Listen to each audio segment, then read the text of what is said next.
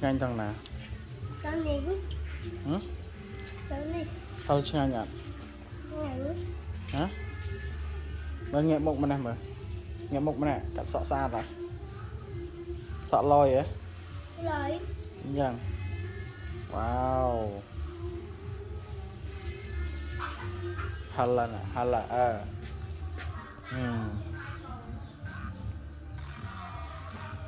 Hala.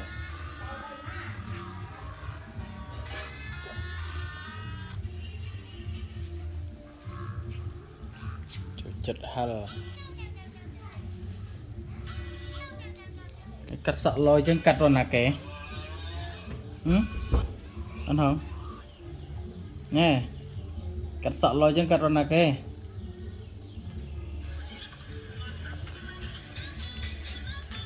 Anh nhớ mùi mà.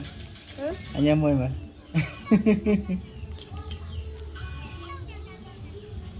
Phải nhau đã. Cắt khai hả? Phải ha. Ừ. Rồi, bye bye. Bye bye.